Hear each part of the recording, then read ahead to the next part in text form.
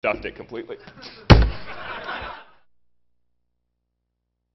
Anybody else? You just want to prove a point? A couple other things. Hacker Arcade's still going on.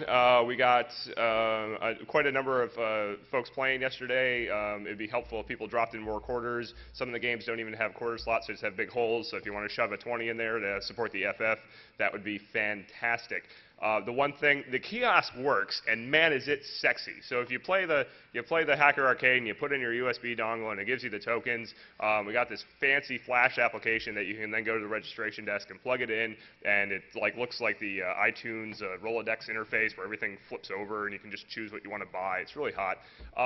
The problem is it took a while to write, and we didn't get online until yesterday about 4. So the prices for all the stuff in the Hacker Arcade have actually come down pretty dramatically. So even if you suck at Galaga, and I assure you no one sucks more than Freshman at Galaga, and I think he can even get a ticket, he's actually horrible. I mean, he makes my catching look like a Golden Glove nomination because he cannot play Galaga at all. Is he here? Damn, I was hoping he was going to be in the room for that rag. Anyway, feel free to go to the Hacker Arcade, play a little bit, and then go to the front. Get yourself a Ninja Rubber Duck, get yourself a Titanium Spork. We have the little stuffed germs, the cold germs, and all that kind of thing.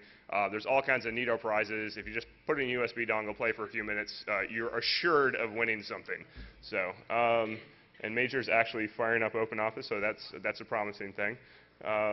And it looks like we actually have a pretty good crowd today, so I haven't heard any weird incidents of people passing out on the Calvert Street Bridge and spending the night out there or anything like that.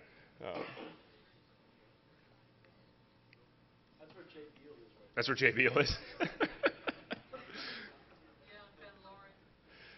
Yeah, Ben had a rough night as well, from my understanding.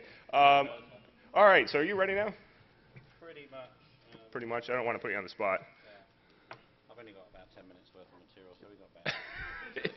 He says he's going to run long. After this, we got one more set of talks and 3 tracks, and then what we need everybody to do is at least scoot away from where this one wall is and this wall, because they're going to suck off half the wall and shove it back in magically over there, and open this up for the plenary sessions for the OLPC panel, and then the final thing where we'll give away all the extra swag and announce all the winners of the contests and all that good kind of stuff. So there's a pretty good swag this year, so stick around. And also, please, at the end, I'm going to say this for the rest of the day, if you got feedback on what went well, what went bad, fill out the speaker feedback forms, let us know what happened. The speakers really get a lot from the speaker feedback forms. Unfortunately, last year we had 400 more attendees than the previous year, and we had about 1/10 of the participation in the speaker feedback forms. We couldn't even give speakers real data points. Some of them maybe only got 1 form, if that. So please fill out the speaker feedback form, even if it's just a 3-second you run through and you lie. Just put something down so we have something to tell the speakers. So Major's, he's got batteries. You made it through TSA with all that stuff? Yeah, again, I've got something to say about that. Yeah, okay.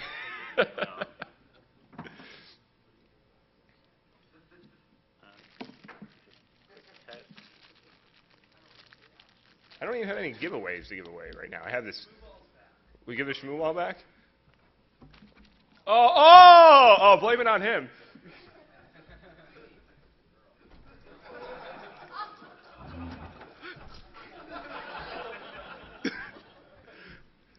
I think there might be more up here, but I'm not sure. Has anyone actually bought extra Shmoo balls? Who's thrown a Shmoo ball this year? Hey!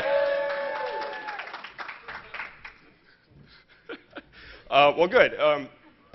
Hey, 2 in a row. Ophir will hold it. And, oh, nope. Do you need an assistant? Yeah, I need. Does anyone have one of these batteries? A 9-volt battery. Anyone? If not, we can get on it. Is Bob here, Fleck? Yeah. Yeah, all right. Normally the radio mics take them, so. We'll try to hook you up with that. Is there anything else you need? That should be it. Good, because I didn't want to have to parade around here. If someone wants to be my tech bitch and come up here and try and make this work, that would be. So I don't keep you. Yeah. Okay. So I'm ready. You square? All right. So without further ado, here's Major.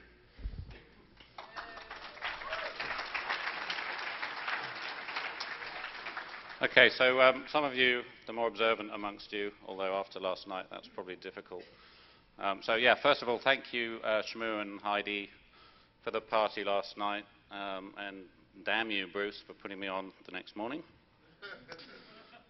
Some of you may have noticed a discrepancy. Okay, they keep referring to me as Major Malfunction, which is obviously my real name.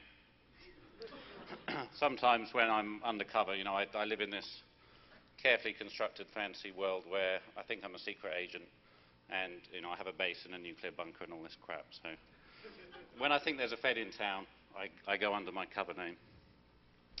And I don't want to worry anyone, but I think there may be a Fed in town. So. Okay, so Bruce talked at his opening talk about, you know, people doing security for the wrong reasons. Sorry, I'm slightly out of breath from doing all this stuff.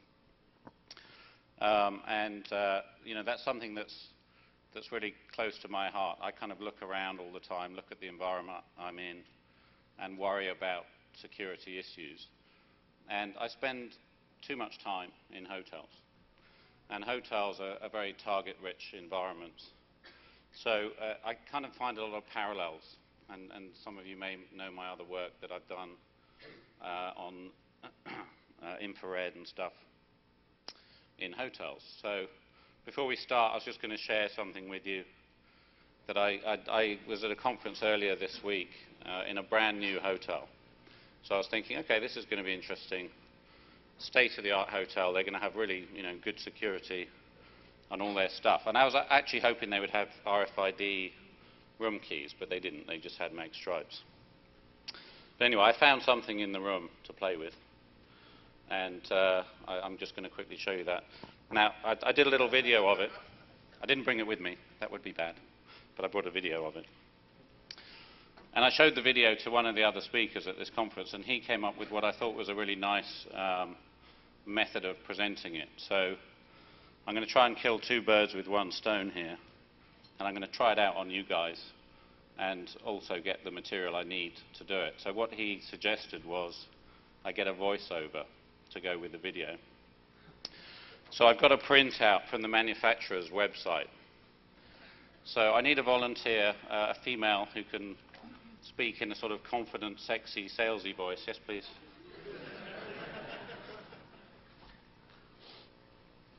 And can climb over chairs. That's good. Do you want to take the podium? What's your name? Sherry. Sherry. Sherry, ladies and gentlemen. Okay, so what you're going to do is read this section. I've crossed out the name of the manufacturer to protect the criminally negligent. But, so you're going to read that just in a normal speed. The whole thing takes about 59 seconds. So this bit, then the features, and those features there. Okay? When I say go. Okay, so who saw Johnny Long's talk?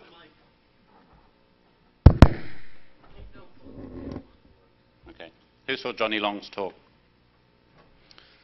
Okay. No tech hacking, or low tech hacking. So this is one of my pieces of tech.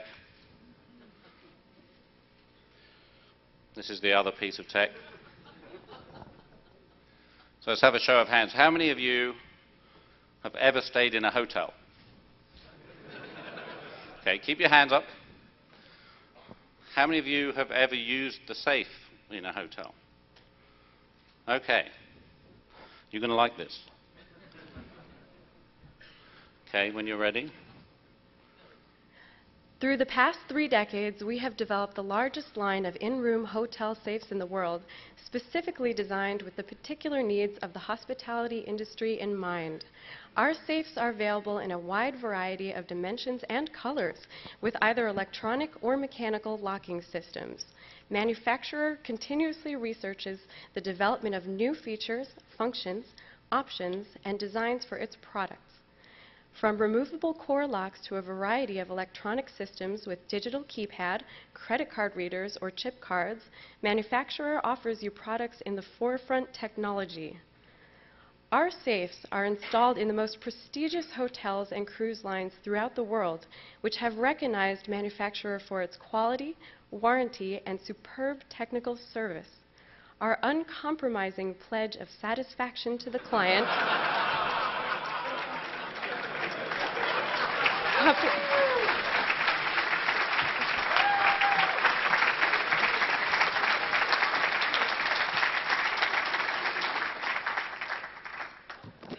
So how many of you are going to use a hotel safe in future?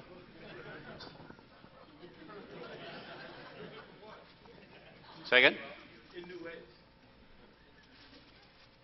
Okay, so let's do the real talk. So RFID, I'm not going to talk about too much about the actual hardware, the way it works and so on. What I'm going to talk about is the underlying technology and the protocols and what it's being used for. But in principle and basically, RFID chips, there are two kinds. There are active and there are passive. I mostly looked at the passive stuff. And basically, the chip just sits there until it gets woken up and energized by a reader. And the reader then talks to the chip. So it's being used. Is there anyone from HID here? Oh, hi. Any patent attorneys here? Okay, so some of you may have seen a talk got pulled from another conference recently because their HID were talking about slapping a breach of patent on them. So I'm not going to talk about HID in too much detail, just enough so you know what to do.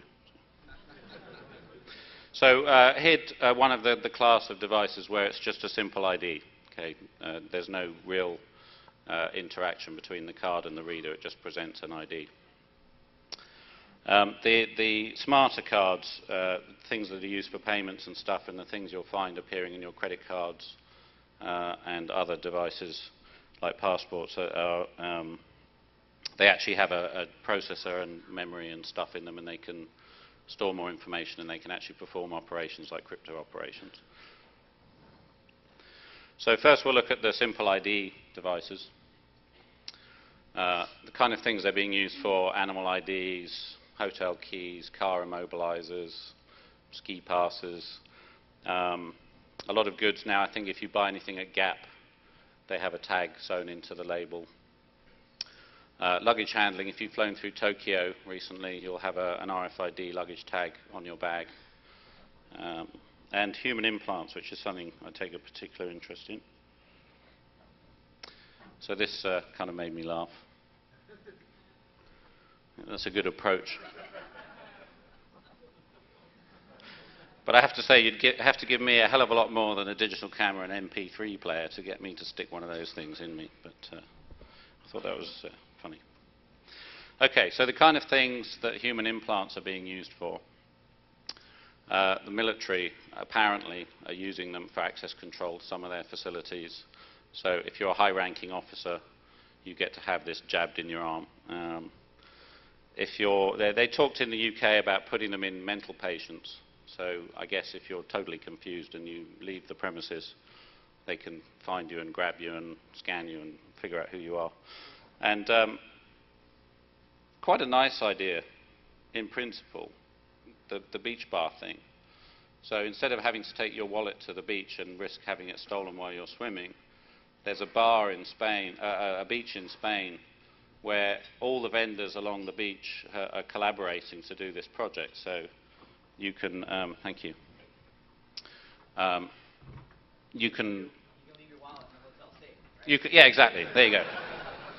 So I don't have to troll down the beach looking for people's wallets anymore. I just stay in the hotel.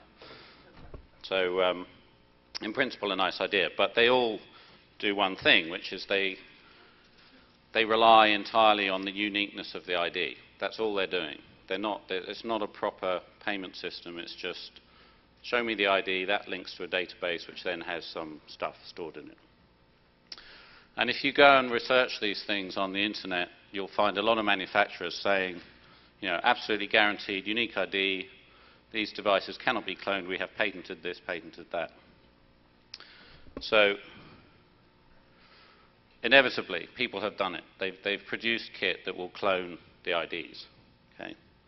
So You and I can spot the difference here. Just about. And this is one made by Jonathan West, who's a very talented researcher. He publishes all his gear. So if you want to build one of these, the circuit diagram is on that website, plus the software that you can run. And what this device does is it will just listen.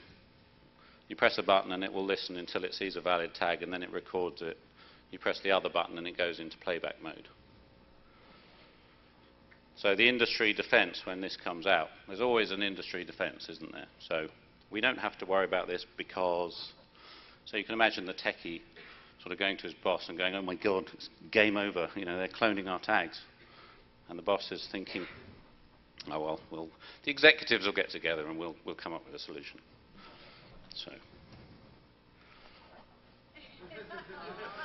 you can all relax now, nothing to see here. That's not a true clone. Thank God for the executives. So we're safe, don't worry. But obviously, the reader can't see the form factor of the device. So it's, as far as the reader's concerned, that the chip equals the clone, whatever. And in fact, you know, this isn't particularly new. When I did some research for this talk and I looked at what had been done on the internet, these things have been popping up all over the place. You know, there's dozens of different designs. This last one is actually from Circuit Seller, I believe. So it's a weekend hobby. Make yourself a chip cloner. But not a worry, none of them look like chips, so we're safe. Okay, so I took that as a challenge. Can I create a true clone that follows the same form factor as the original? Same ID, same form factor. So in order to do that, first of all, we have to understand what the actual ID looks like. So I'll take an example, animal tagging. So there's a standard called ISO 11784, which is used all over Europe. I'm not sure if it's used here. I've seen some discussions that this is bad somehow, maybe because it can be cloned. But it's a worldwide standard. So basically it contains 3 bits of information. It contains a field that says what type of application it is. Is it an animal or a non-animal? 3-digit code, which is the manufacturer's code, and then they each assign their own unique IDs within that space. So the way it actually works is that the reader and the tag will talk to each other and exchange data. As I said, the reader will wake up the tag. Tag will give out its ID.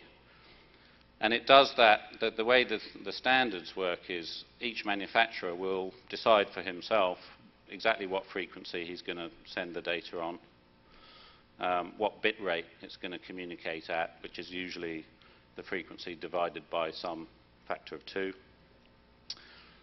What encoding scheme he's going to use, so FSK, Manchester, biphase, whatever, and then a specific bit pattern, so he can recognize this is one of my tags. Okay. So in the case of the ISO standard animal tag, if I took the raw data from a dumb reader that's not trying to interpret the number, what I would see is 8 bytes. Okay. And within those 8 bytes, you then get the national ID, the country, and the application code. And to decode those, you jump through a number of hoops. I've put them in the slides so those who are interested can look at them afterwards, but I'll just flash through them now. So you reverse the bits. You then reverse each nibble. You then end up with 8,000 for the application ID, country code F65, which you right shift and then turn into decimal. And then if you go to icar.org, they have a complete list of who has been assigned these codes, so you can look up who's the manufacturer of this chip. And then they will give out the ID numbers. Okay, so if I want to encode one of those, obviously I know the algorithm, I can just turn it on its head, do it the other way around. And then in addition, I have to add the headers that the manufacturer is going to put into the chip to identify the chip to his reader. So in this case, what they do is they break the ID up into little chunks, and then they put a 1-bit a 1 every now and then. And what that does is it ensures that you can't accidentally get the header pattern appearing in the binary data stream, because the header has a long chain of zeros in it. So that 1 would break that. So then a CRC on the end. Okay. So now we've got our raw 128 bits of raw bit level ID. How am I going to deliver it? So, you remember the original challenge was get it in the same form factor as the original. So I thought about, if I was a manufacturer, what am I going to do? I've got this proliferation of RFID types and standards coming out. I'm not going to tool up to build all those different types. So obviously what I'm going to do, I'm going to make one transponder which I can then program to be any of the standards out there. Lowers my cost, makes it much easier to distribute, and it's obviously much more convenient. So I started looking at the tags that were out there to see if that was actually possibly what they'd done. And sure enough, I came across 2 types. So there's a tag called the Q5. And the Q5 is completely independently configurable. So you can set the bit rate, you can set what modulation you're going to do, and it has a chunk of memory which you can store your ID in. There's another standard called HiTag2, which basically has 3 different modes. So there are 3 different combinations of those parameters which are used in common applications. And those applications, so far I've seen 3 distinct applications. 1 is ID tags, 2 is car transponders, and 3 is the implantable chips. So 3 very popular uses of device. So basically, to achieve the actual delivery, what I did was take an existing door entry tag, so one of these, and reprogrammed it to be what I needed it to be. So set the bit rate, set the modulation. In a couple of cases, you have to invert the data. And basically, you tell it how many blocks. It can store a number of blocks of data. You tell it how many of those blocks to dump when you switch it on and wake it up. So I'm going to have a go. If I can get my batteries working, I'm going to have a go and try and demonstrate this to you now. So bear with me a second.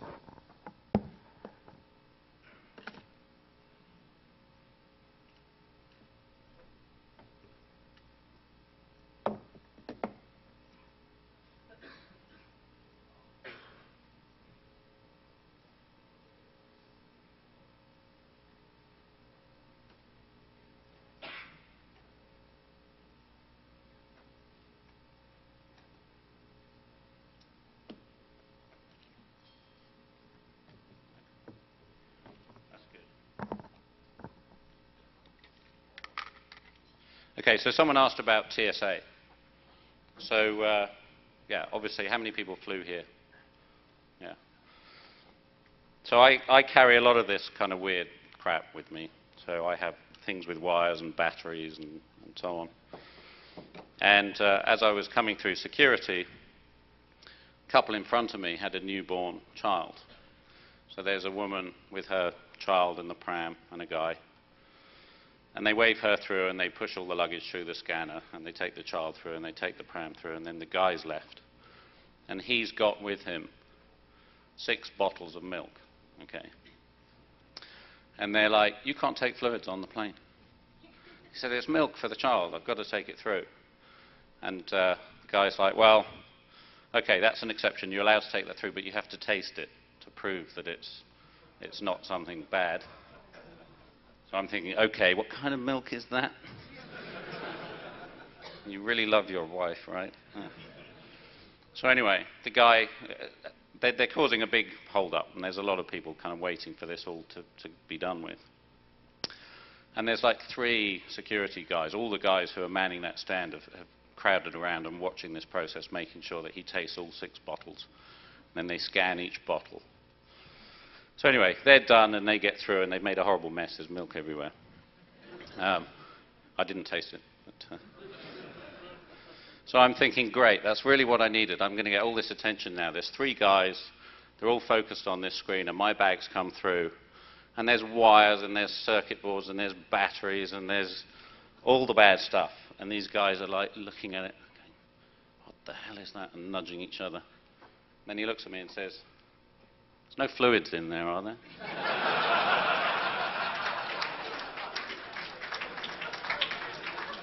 So, you know, we talk about ticking boxes. So they're ticking the fluids box and ignoring everything else. So here's my bomb, which unfortunately the battery's come off again, so bear with me.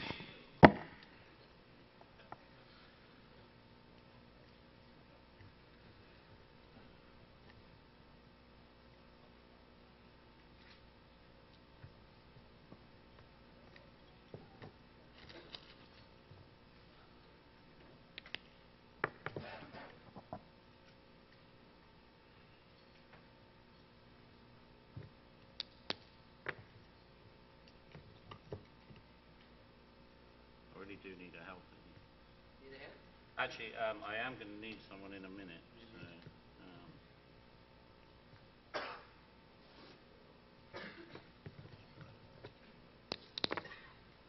your challenge is to get the black wire and the. Okay, while they're doing that, I'll get the other bit ready that I need. If it works, that red light will come on.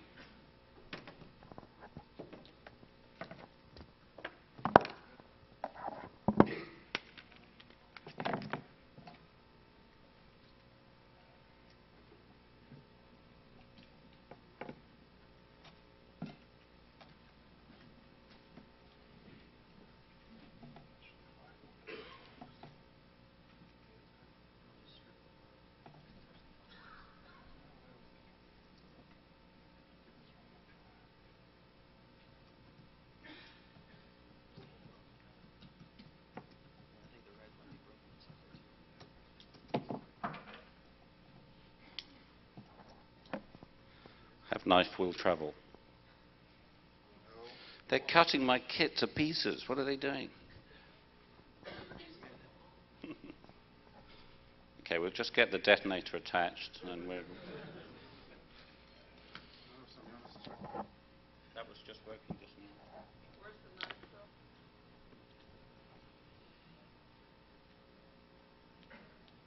Sure you got them the right way around?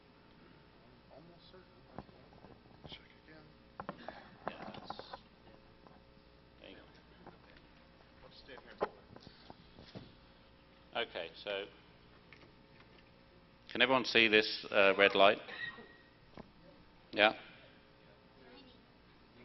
Blinky. Okay, so if you put a valid tag to the red light, this is a door opener. Okay, so normally you walk up, this thing activates the door latch. So I've just connected it to an LED so you can see the activation. So valid tag opens the door. Invalid tag does nothing. So if I take my valid tag and I find out what the ID number is on this tag, so here I have a little keyboard wedge reader. Can everyone read that? Okay, so just holding the tag to the reader will spit out its unique ID number. It also tries to execute it as a program, but we don't care about that. Okay, so these tags are sold under the brand name Unique. Okay. So I have a little bit of Python. I tell it it's a unique ID. And I want to write it. Sorry. One day I'll learn my own code. Okay, so it's now waiting for me to present my blank tag. How long can the tags be? How long can the ID be? Depends. The question was, how long can the ID be? It depends on the manufacturer of the tag. So they range from 8 bytes, 10, 16. It totally depends.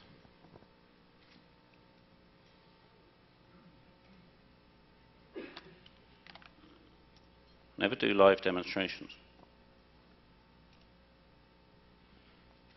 Okay. So in theory, I've now cloned that tag, so if I stick it to my door reader, I'm in. Thank you. That's done. Thank you to my lovely assistant. Okay, so the other one I was going to show you was a cow implant, but my cow was detained at Heathrow, so I think it was all that milk, yeah. So she was taken as a suspect, so, you know, a collaborator or something. So anyway, I brought my little mouse along instead.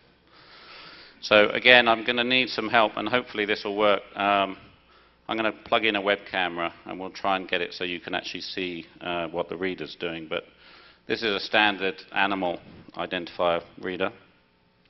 So you press the red button, and you scan him, and it beeps and gives me a number. Okay. So again, if you don't mind coming up, and we got bags of time. Have I a chip implanted in me? You're saying you wanted to implant a chip in me. I have the tools.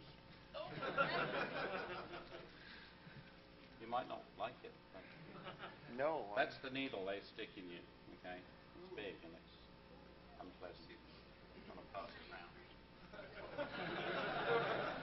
She watched it this morning. Okay, so Where do you want this? you're gonna hold that. Okay. On.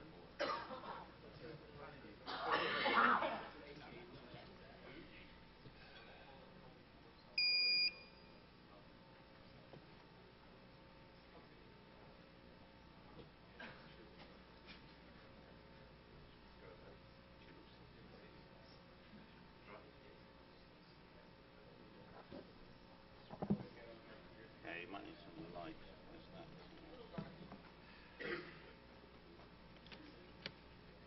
Try sticking it.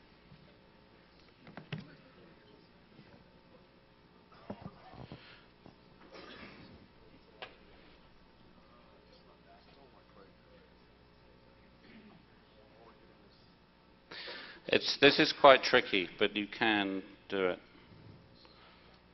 Has anyone got a flashlight?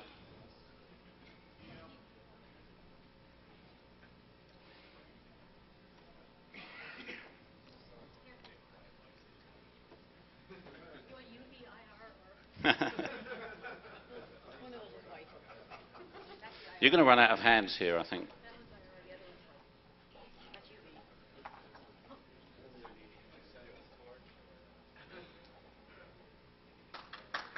Ooh. Okay, so we'll see if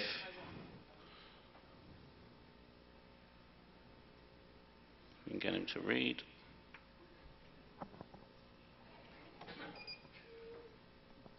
Okay, can you read that number?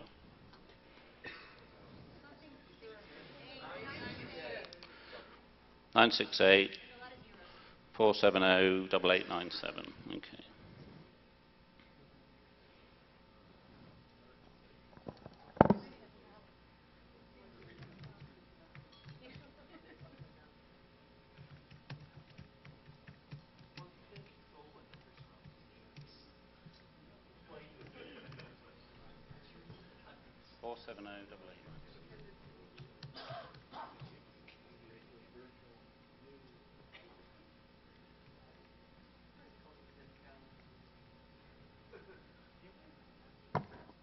Okay, so this is a standard called FDXB. So I have a little program called FDXB. I have to tell it it's an animal tag, and then the numbers.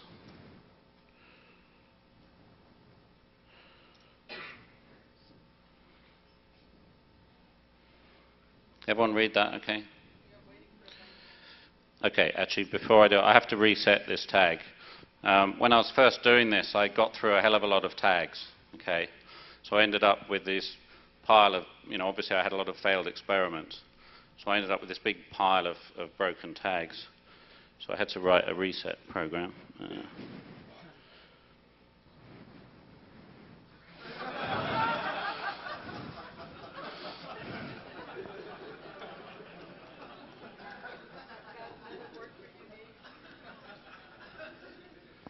Yeah, that's a special word for unique. Okay, so... Oh, actually, since we're going for like form factor, I'm going to go for the implant in my wrist. Okay, so I've got one in here, which I'm going to reprogram. So let's do that as well.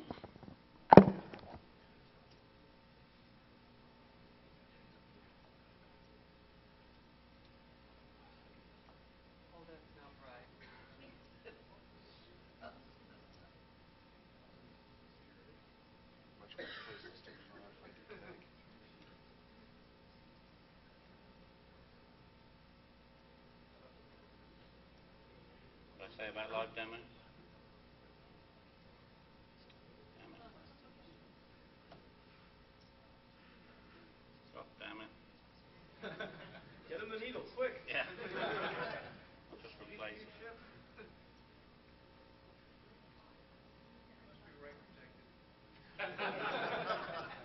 Defibrillator. Wrong wrist. Okay, I'll do it with the tag. It would have been nice to do it.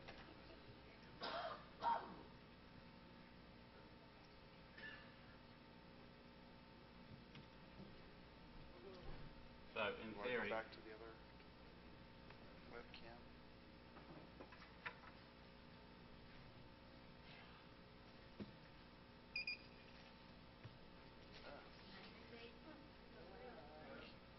Can you see it?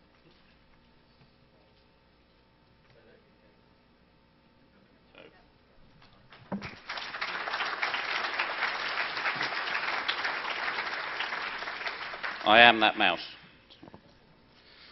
Okay, I actually bumped into a guy that at the various parties last night. There is a guy here who actually has an implant. So, are you here? Excellent, Larry.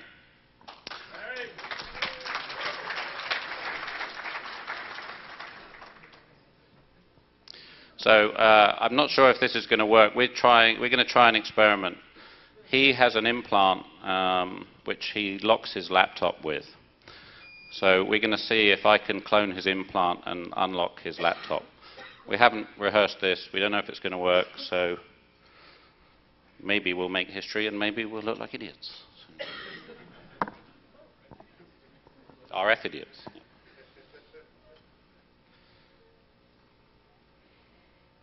Okay, so that's locked. Do you want to just demonstrate unlocking it with your own tag? Should we get it up on the screen? Yeah? You can see it? Okay.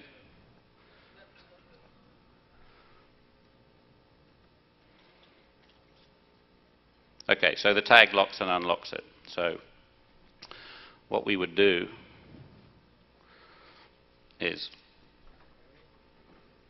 obviously I would have to secrete this about my person somewhere, and we'd do the secret handshake, you know. So if we're lucky. Do you want to do it? You will. Yeah.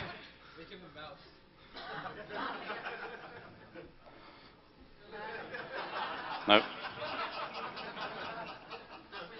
That would be a challenge. Have you seen this guy? Okay, so I've got the ID. So, The hex codes for RM minus RF star. yeah. Actually, I was thinking about that because my thing tries to execute. If you can come up with a command that is a hex value, then you could own me. So, all you need is an implant, and you're done. See you next year. Yeah.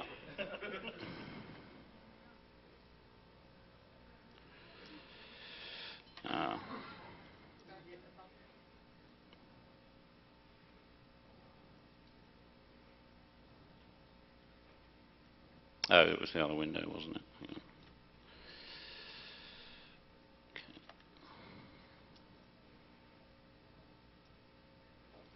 Okay.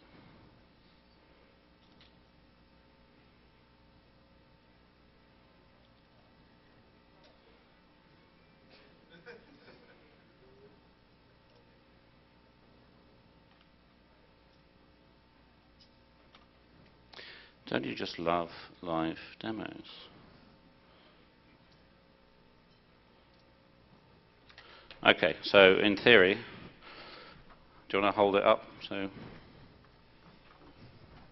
the moment of truth. Drum roll, please.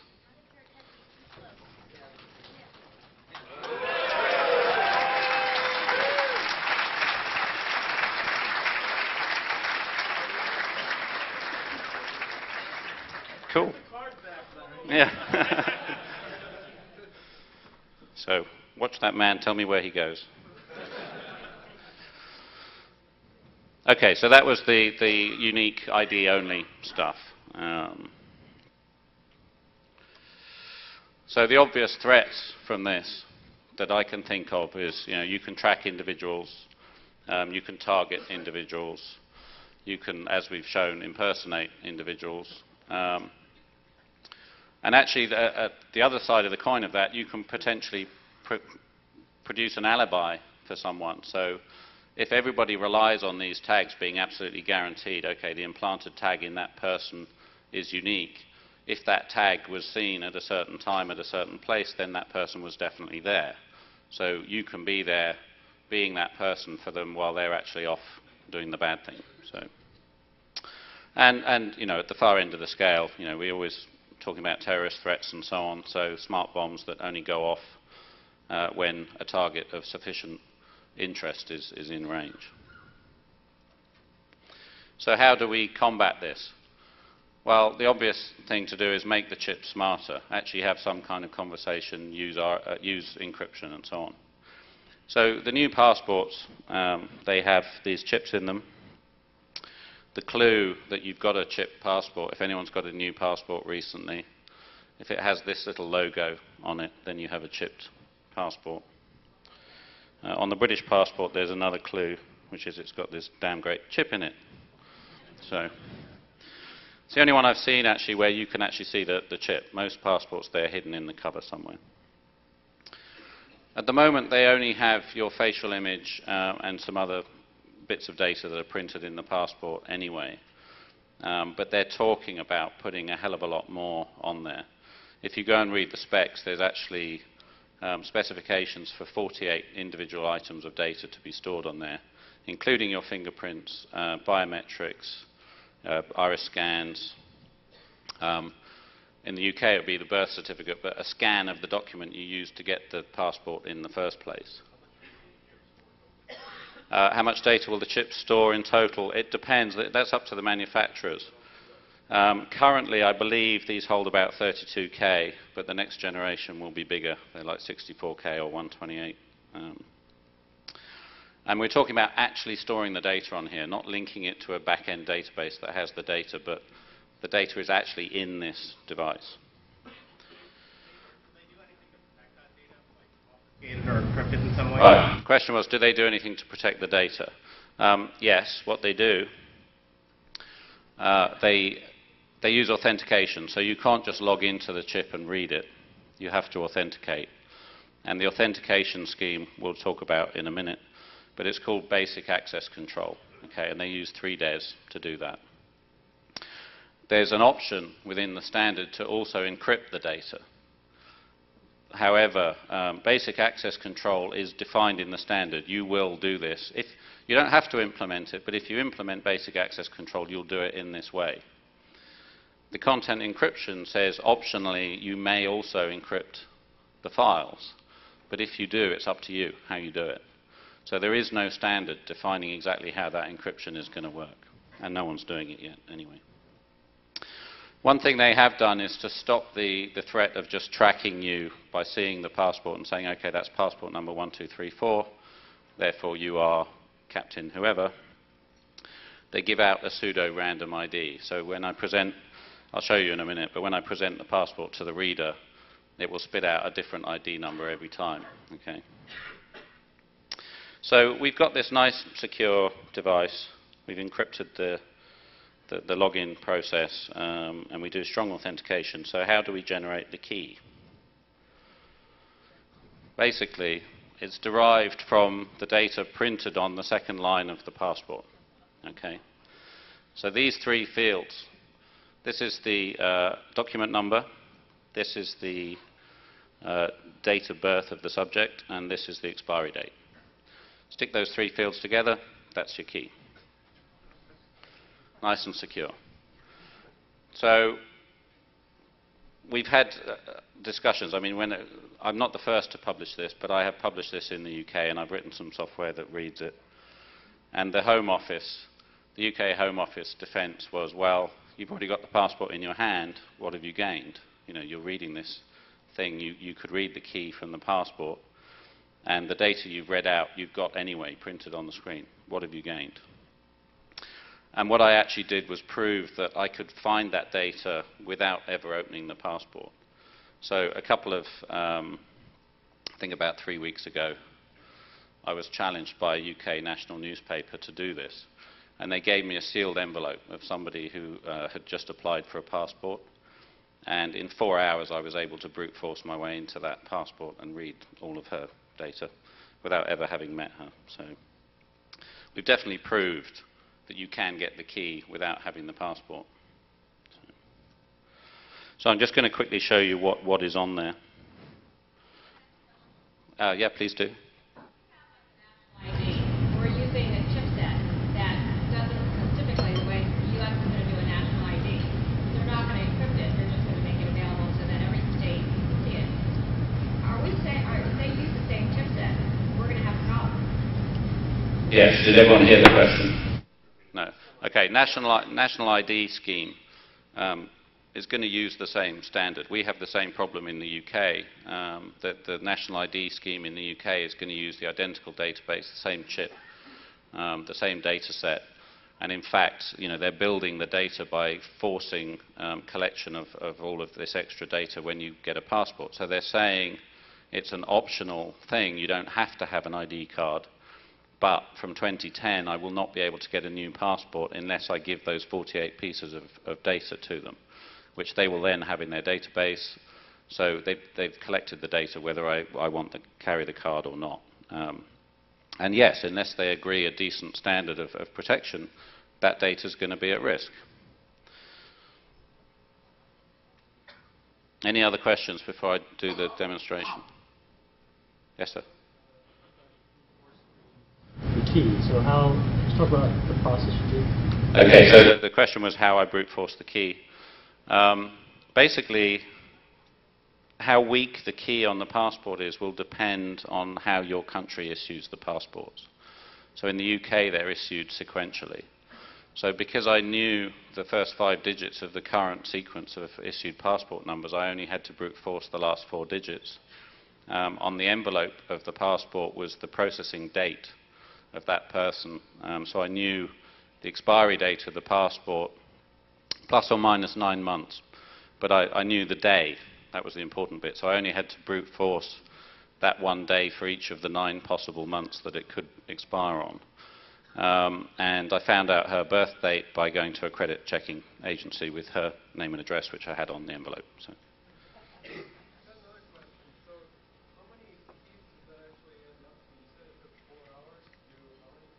The question was how many keys did I have to brute force? It was only 40,000. So I was doing 10,000 an hour. It took about 4 hours.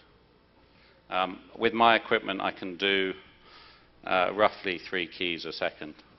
The problem is the time it takes to set up. You have to do a new challenge response for every attempt, but there's no anti-brute force mechanisms in the passport, so it doesn't lock you out after 3 failed attempts or anything. You can do as many as you want. But again, it would be so simple to make that secure, because that attack was only feasible because the brute force space was so small, because I could determine a lot of that key space. To make it secure, all they would need to do without changing the standard is randomize the passport numbers, for example, and then that would be an unfeasibly large key space. I could not brute force it in a reasonable time.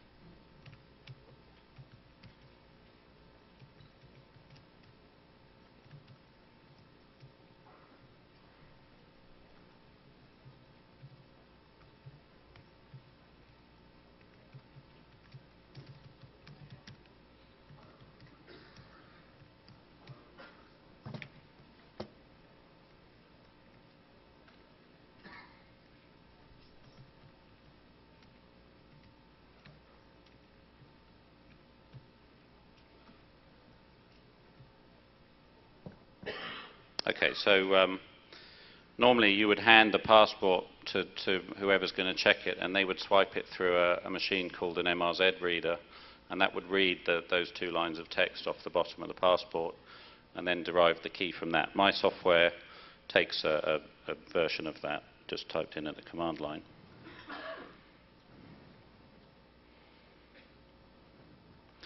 Okay, so it's read the printed data from the passport. It's now going on to read the image that's stored on there. This is slow because it's doing serial emulation. You can actually drive it a bit faster than this.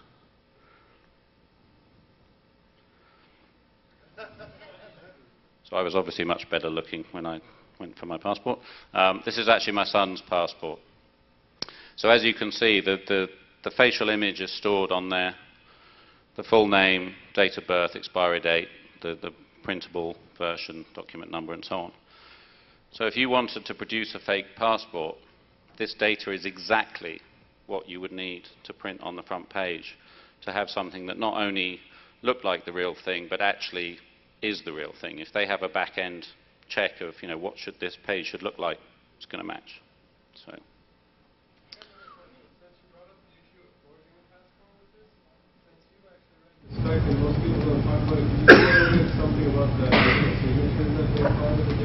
Okay, so the question was the digital signatures on the data that's stored in the passport, if I've looked at those. Again, one of the Home Office comments was, it's already been demonstrated that you can clone these. Okay, I can buy a blank chip, I can read all this data off, I can write it back to the blank chip, and I've got a clone. What they say is you cannot alter it. Okay. The reason you cannot alter it is because each object is signed. So if we look at the output while I was reading that, there's a file here called EFSOD. That's the security object. The security object contains a digital signature and a hash for each of the other objects on the passport. So you've got the image, which is signed, and then you've got the signature in the security object, and the security object itself is also signed. In the security object, you've also got the public keys that belong to the private keys that signed the objects. So you can check that that object hasn't been tampered with, has the correct signature. Now, can anyone spot the flaw in that recipe? Say again? Yeah. The public keys there, you could also alter the public key. So you're checking the object against another object that the same device gave you in the first place. So there is no way to go back and say, is that an authentic key? Yes, it matches, but how do I know that's not just a self-signed certificate? So there is a project called the PKD, which is the Public Key Directory, which is going to be available, allegedly, where you can go and you can look up the keys of all the signers. That system does not currently exist. If you go and read the working group papers on that system, they only actually agreed to put it out to tender sort of, I think, summer last year, and it's only actually gone out to contract towards the end of last year. So I can't see that system being online and working anytime soon. Any other questions? If you are cloning and changing this, the country that you are entering will not have access to your home country's records. Technically speaking, unless this passport was before and they know how you look like, technically speaking, you can enter to any country whatsoever using this technique. Yeah, so the question was, could you, if you're entering a country that isn't your home country and they don't have access to the database to check the keys, could you enter on forged credentials? And that's the point. Yeah, unless there's a bilateral agreement currently in place between my country and your country, they cannot check that that's valid data. I'm told such agreements are in place and they are actually checking it, and we're not currently relying on this data anyway. But in the long term, clearly, the object of the exercise is to automate the whole process of entering countries, and there will be machines at passports that take your biometrics, automatically take your passport rather, and automatically read the data and let you into the country. So unless they get those systems working reliably and securely, we're going to have a problem.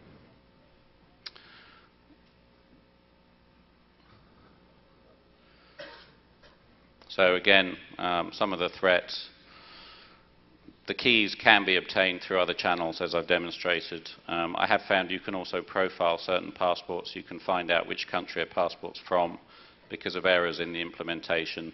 So, for example, the Australian passport, the first 2 digits of the passport ID is supposed to be 08, which indicates this is a pseudo-random number, not the real number. And actually, last thing I'll do is just quickly show you that.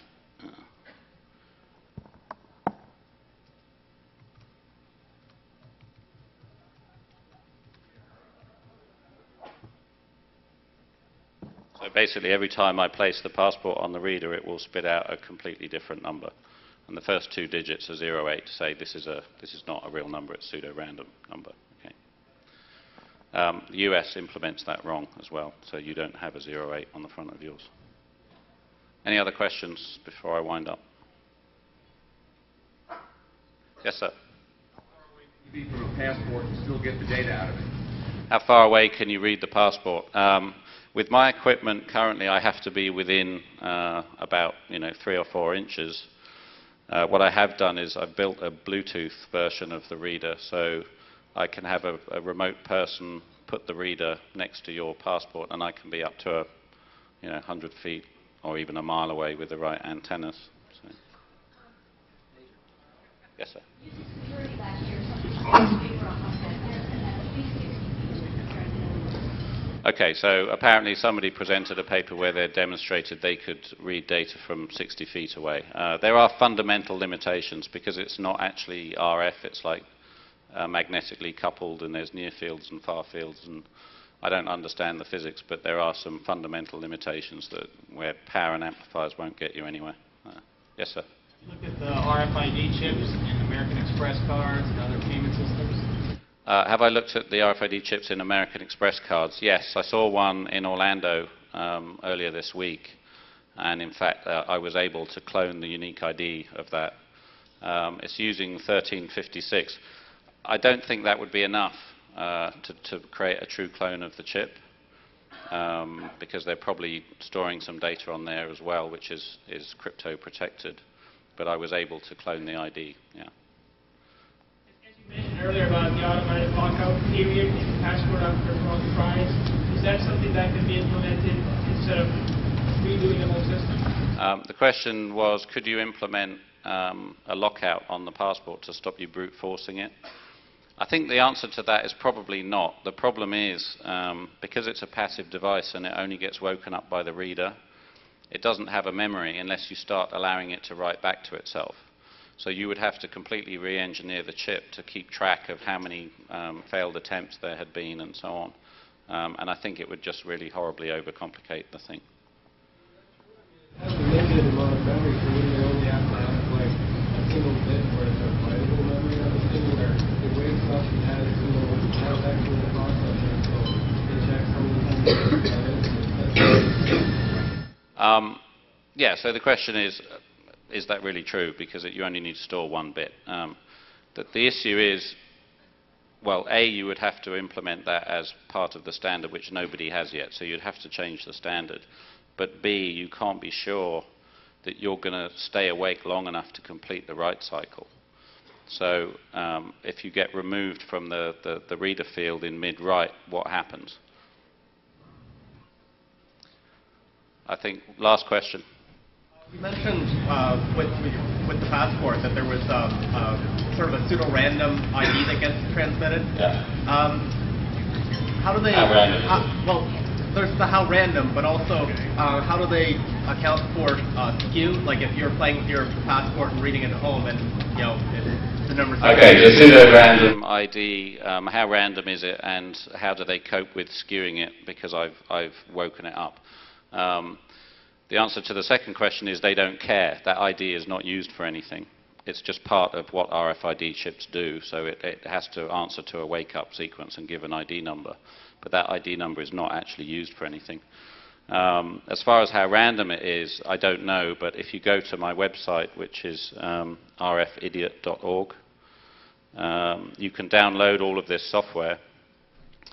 And on there, you'll find a file which has 1.5 million sequential IDs on it. So if you want to try and work out what the pseudo-random sequence is, be my guest. And I leave you with this thought from the manufacturers. I'm done. Thank you.